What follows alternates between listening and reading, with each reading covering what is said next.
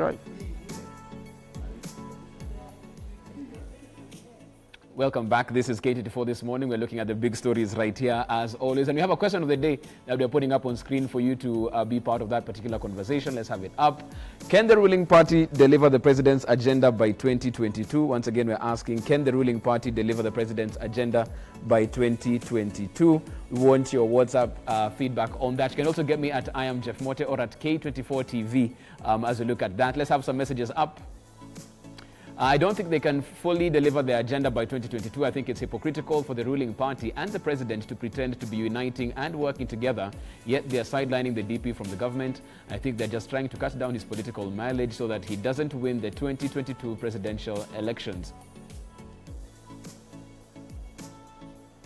Jubilee can deliver their promises by 2022 if only the focus was on those promises. There seems to be a shift in their concentration every other time. Mara Agenda 4, Mara BBI, now Uhuru's legacy, but all I see is Halabaloo, and if it continues, their promises will remain words.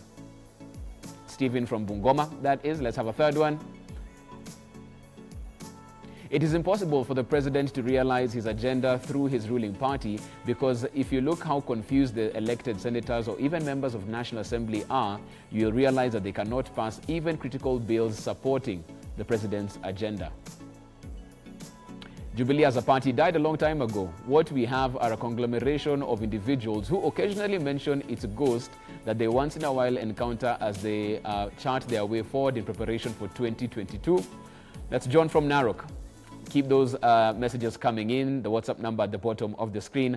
Can the Jubilee Party, which is the ruling party, deliver on the president's agenda by 2022? We want to hear from you as far as that's concerned. Speaking of the agenda, we've heard it time and time again. It's in the law as well. The deputy president is the principal assistant to the president. Lots of questions have been asked as to how this role can be played to the fullest as far as that's concerned. But his absence during the COVID conference got a lot of tongues wagging, but the DP didn't take this lying down. He also has something to say to all of those who are speaking about that particular absence. Let's take a listen. Jana mimi nasikia watu wengi wanaanza kunipigia makelele ati wanasema ati sijatimiza wajibu wangu kama naibu wa rais wa kikatiba. Mimi nataka niwaeleze, mimi hakuna kazi Rais wa Jamhuri ya Kenya amenipatia na sijatimiza. Kila kazi, kila wajibu Rais wa Kenya ameniassign, akaniambia, William, mimi nataka ufanye hii. He can confirm there is no assignment the President of Kenya has given to me that I have not discharged with distinction. Well, there you have it. Coming from the horse's mouth, principal assistant, anything he's been given to do, he has done with distinction. Joy, any lies in that? Not that I perceive, because we haven't heard of anything that was supposed to be done that's not done. But the thing that is coming out also is that some of the projects that the deputy president was seen to have launched either have not taken off or are not taking off. Well, some pundits say that it is sabotage. Some say it's because there were ghost projects. So it's one of those things where unless the president speaks up against it, it's he said, she said. Mm-hmm. So you really can't investigate that further than what you see at the front of it. But maybe this brings us to a place where you need to have the conversation. What do we really mean when somebody is somebody's deputy? Because we've had this argument with also the deputy governors, where many of them just, you know, are relegated to their office. Others even go and follow other pursuits. They don't even bother with being the principal assistant to the governor, if there's anything like that. There is a reason why we worked into our constitution, not a vice, not an assistant, but a deputy. Because we wanted the office to always have a substantive holder as long as both of them are alive. And so when you have a situation where somebody is a deputy, but there is a substantive office holder, in actual fact, unless they are assigned duties by the substantive office holder, then they do other duties. Now, for example, in our situation, the deputy president was now basically like the chief minister, for lack of a better word. So he was coordinating the activities in the cabinet, and that job, as we were told, has been given now to Matiang'i. So you find that when the perceived roles are taken away, then there's no really particular role that they're supposed to play. So now as Kenyans, we need to ask ourselves then, Do we actually still want to maintain deputies? Or should our leaders be socialized so that they are more amenable to having somebody deputize them without threatening them? So it's a matter of also security. You as a substantive office holder, how much are you willing to delegate or to have somebody also work alongside you? There's also been the question about the quality, forgive me for saying this, about our deputies. You find many governors now, not many, some governors would choose to pick somebody who's not perceived as a strong proponent because you don't want somebody who's a threat. If something, God forbid, happens like happened in Bomet, and then now the person you picked who was weak now becomes the governor, what happens then to the people who you were supposed to lead? So that conversation has to be had. I think it's a little bit of a hangover of where we've come from, where if you're in charge, you want to remain in charge, you want to be seen in charge, and you feel that anybody who looks like they're coming, because if they're coming too much, it seemed to be a threat to your position. That we need to have a re-socialization on that score, but at the same time, we also need to give somebody something substantive to do, because man was born to work. We were born to do something with ourselves. So it's not enough to have a title. And that's what I was saying. If you take somebody like William Ruto, give him nothing to do, he will find something to do. So we have to come to a place where the conversation has to be had in terms of balance. How do we balance this? But moving the conversation forward, in terms of what we are seeing now with the deputy president, he's gotten himself into a corner where he's like, you know what, same as you, if the only person who's giving you instructions is the president, guess what, same here, I'm not listening to any of you. If the president has got something to say, he can call me and say it. So that defiance now you see coming out is sort of, it's like somebody cornered and then decides, you know what, now I'm coming out fighting. You know what, let's take off the gloves, let's take off the clothes. And even if Hezbollah can't see it, I think I agree with what Justus said. I hadn't seen it from that angle, but it makes sense. Maybe he was like, you know what, I'm tired of coming, you're reading my body language, is it tension, is there no tension? Actually, maybe he decided, you know what, I'm not in the mood of being humiliated today. Let me skip it. So maybe for those who were pushing the DP in a corner, finally they've got him in a corner, and like a cornered cat, he's coming out with his claws. He's coming out fighting. Justus, you've spoken about this. We're talking about Uhuru's legacy right now, and the DP is his principal assistant on this. How does it work at a point of view where some people, and you know politics is all about perception, deem the president to be working towards securing his legacy, and a deputy president working towards getting into presidency in 2022? How tenable is that? Can the deputy president continue like this until 2022, doing his own thing, dealing in the hustler's mansion, giving out wheelbarrows as if he's not even part of you know, the legacy that President Uhuru Kenyatta is trying to leave by 2022? Well, the mantra about, you know, Uhuru's legacy being, you know, part and parcel of Jubilee's main agenda is indeed a very interesting scenario in this country, where the legacy of the president is more important than you know, the legacy of the government itself, because ideally we do not elect individuals to, you know, to ultimately have a legacy of their own. What is important is the development of the country in terms of you know, physical infrastructure, cohesion of the country, economically. That is what we should be talking about, because if we were to really and the legacy is not something you decide and say, now I'm pursuing. And legacy is a byproduct, an accident. It happens and say, oh, you see, you know, Kibaki, this legacy is infrastructure. But, you know, Kibaki, we did not sing about Kibaki's legacy from 2002 to 2012. It was just an accident. So this song and this obsession about a legacy, I think is one that has been crafted by some mandarins within the echelons of power. And I don't think it's the right thing to be obsessed with it. And I want to insist, legacy should by design be an accident. It's just happened and say, when you look back and say, what has Uhuru achieved in 10 years? We say, this is what he has achieved. But to wake up in the morning and say, we are pursuing a legacy, I think that is a very interesting scenario still, because, I mean, we have never, which country has ever pursued a legacy for its own sake? And say, we wake up in the morning to pursue the president's legacy. I think I need to read, and I need someone to tell me it happened in America. It is always by the way. It's not the principal objective. Secondly, I think it's not even tenable, and I think it's so crude and so, unfair that ultimately a person of deputy president's stature could almost be jobless in terms of whether he's been given some duties to undertake or not.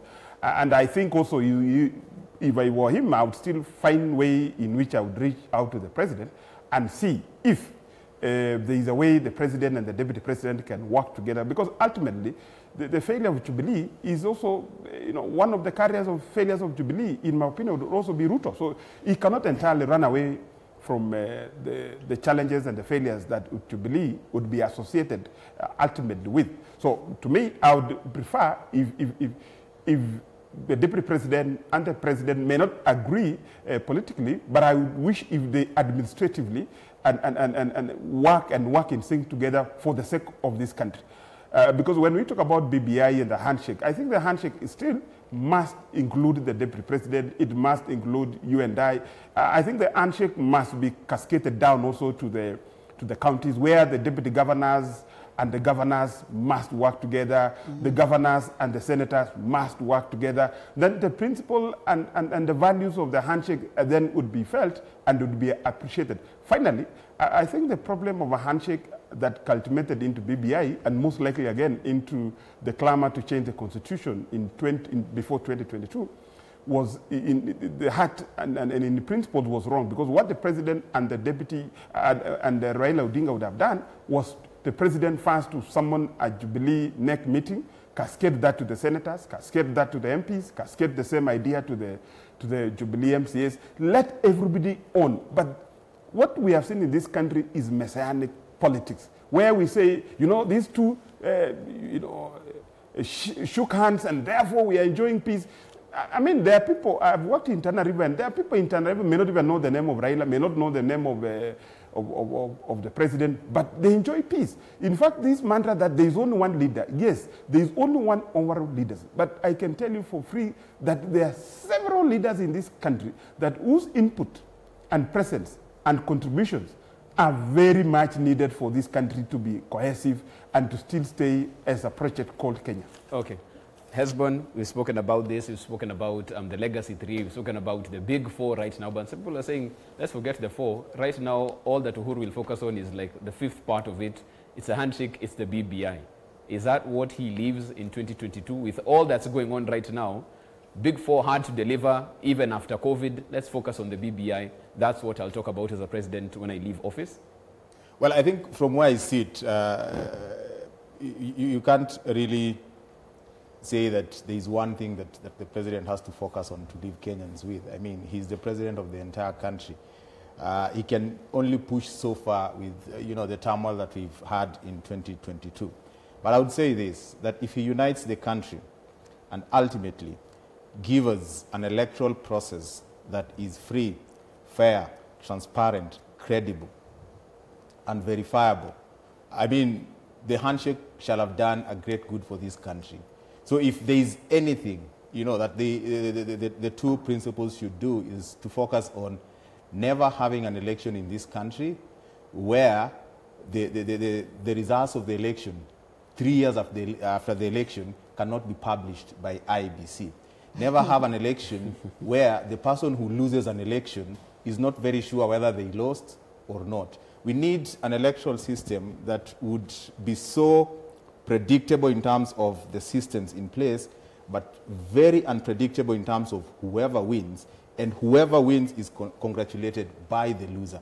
I think if BBI can give us that, it would be something that would remember President Uhuru Kenyatta for the rest of our lives. Because for as long as I remember the elections in this country, and I started following elections when I was still in lower primary school, I think the only one that is celebrated is the 2002 general election. But I think having said that, maybe I should respond to what Justus said, that presidents don't sit down and decide that this is my legacy. Legacy happened by accident.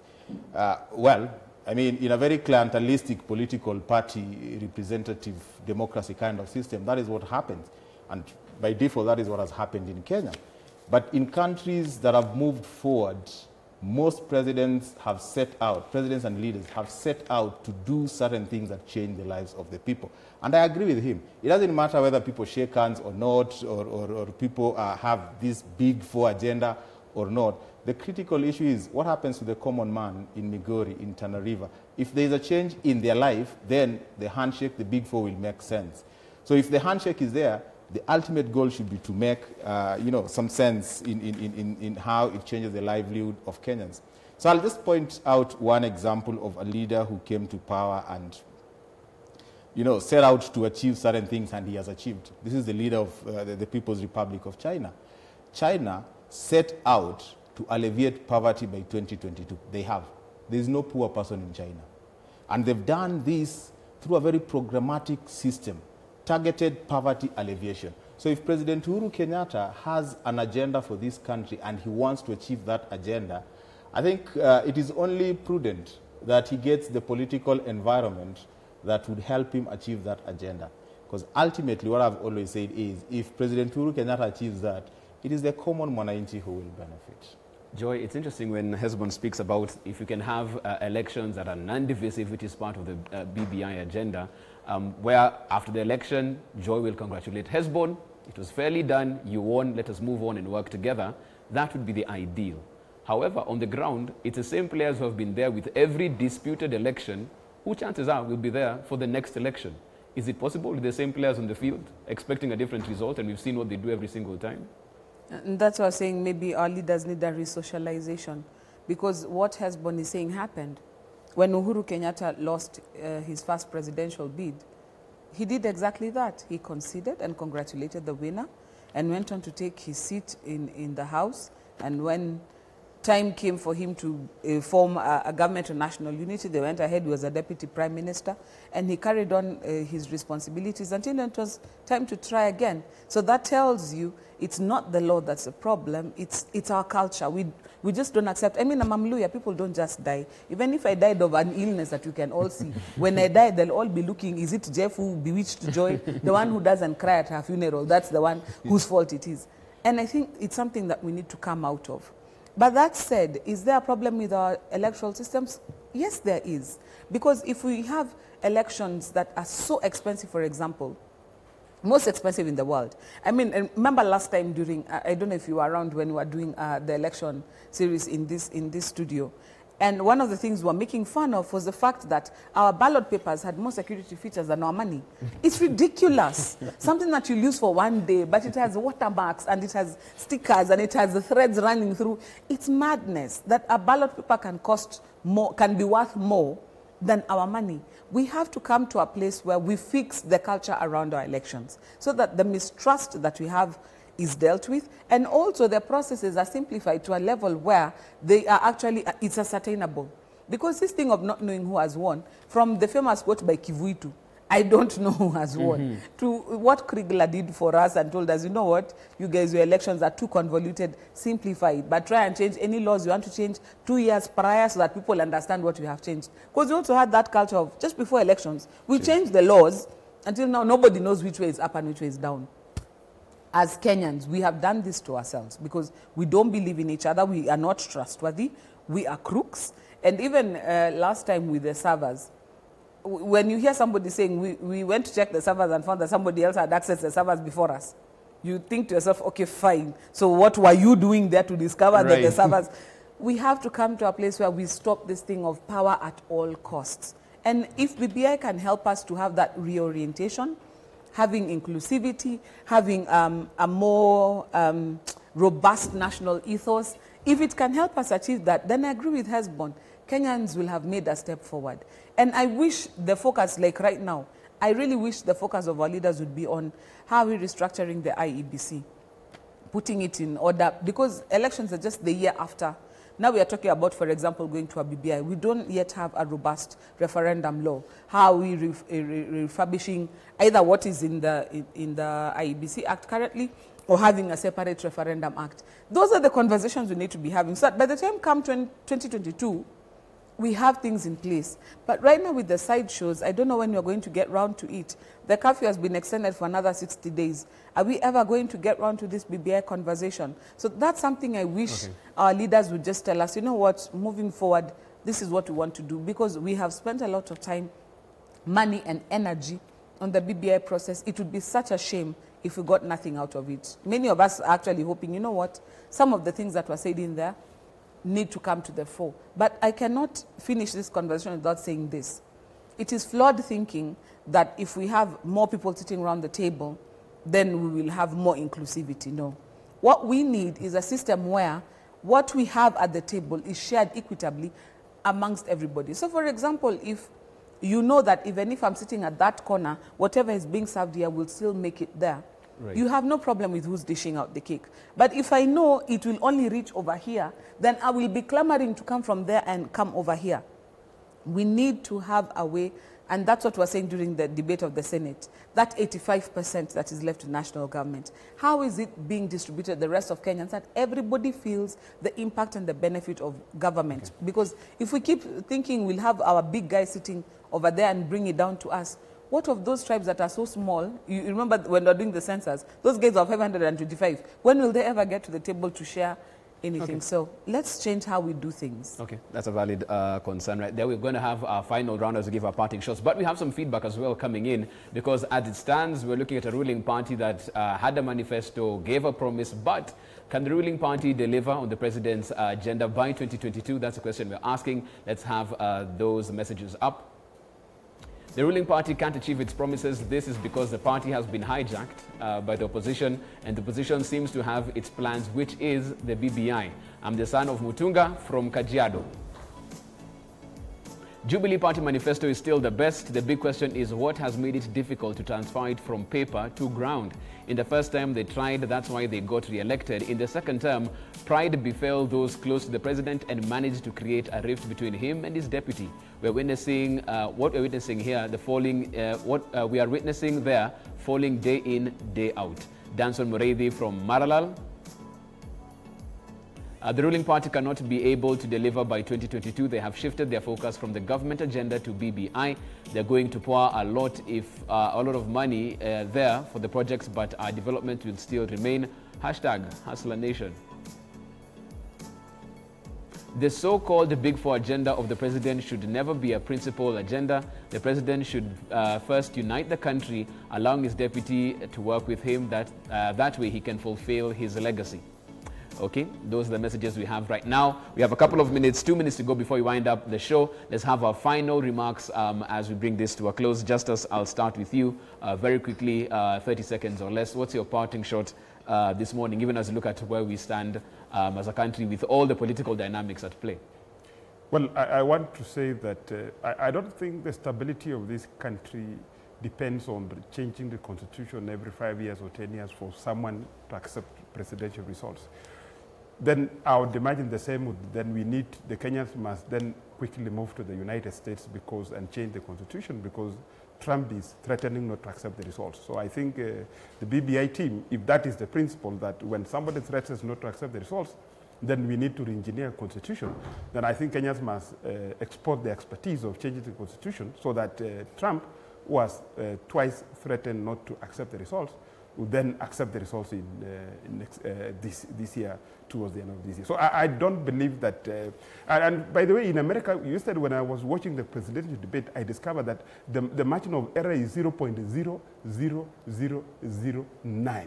But nevertheless, there is a presidential candidate threatening not to accept the result. So it's got nothing to do with the architecture of the constitution. It's got everything to do with the mind of the individual.